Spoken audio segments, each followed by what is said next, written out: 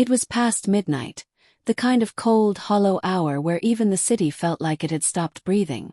Mira Jensen sat on the floor of her tiny kitchen, her back against the cabinet, a thin baby blanket wrapped around her shoulders.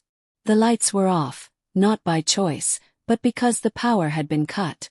From the bedroom her baby cried. Noah. His bottle that night had been mostly water. Mira's eyes drifted to the empty can of formula on the counter. She swallowed hard, picked up her phone, and hovered over her brother's contact. She hated asking for help. But tonight wasn't about pride. It was about survival. She typed, Ben, I'm sorry to bother you again. I need $50 for formula. Noah's almost out. Get paid Friday. I'll pay you back, please. Her thumb trembled as she hit send. She didn't check the number. She didn't check the name. She just waited. 5 minutes later, her phone buzzed. I think you meant to send that to someone else. Mira froze.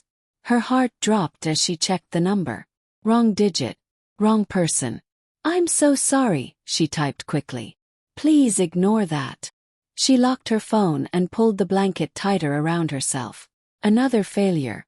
Another reminder of how far she'd fallen. Across the city, in a quiet penthouse overlooking everything she couldn't afford, a man stared at that message. Jackson Albright. A billionaire who never gave his private number to anyone. Not the press. Not employees. Not even most of his family. And yet, here it was.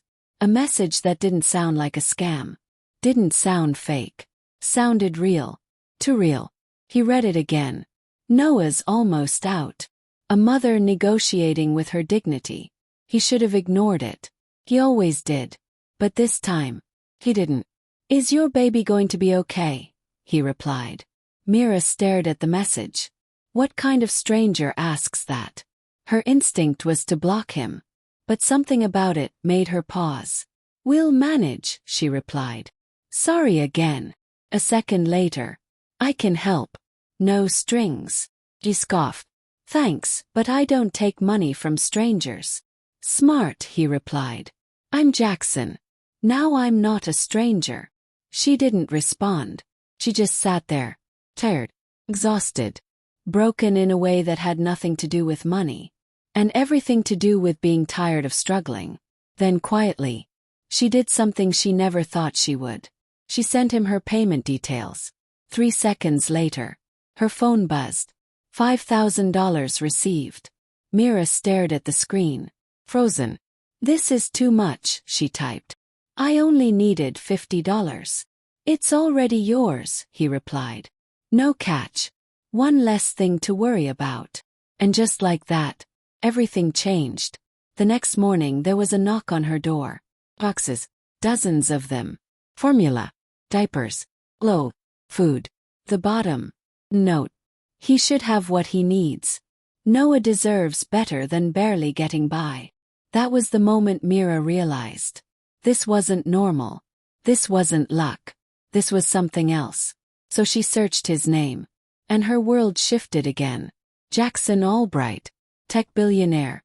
Worth over $11 billion. Media shy. Widowed. No children. Why are you really doing this? She asked him. His reply came later. Because I know what it feels like to lose someone you can't save.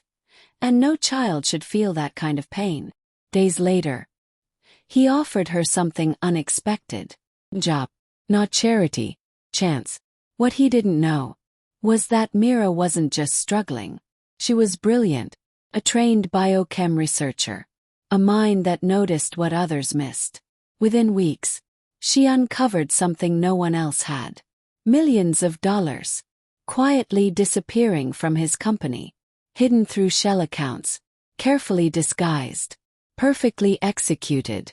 Someone inside was stealing. And they were good at it. Too good. What started as a wrong text turned into a war. Between truth and power. Between survival and control. The man behind it. The company's own CFO. Vincent Harmon. And he wasn't going down quietly. He fought back. That manipulation. Even trying to destroy Jackson's reputation. And Mira's. But this time, Mira wasn't the woman sitting in the dark with an empty bottle. She wasn't begging anymore. She was fighting. With evidence. With intelligence. With nothing left to lose. And in the end, truth won. Vincent was exposed. Removed. And everything he built on lies collapsed. Weeks later, Mira walked into the same company. Not as a struggling mother. Not as a mistake. But as the head of internal audit.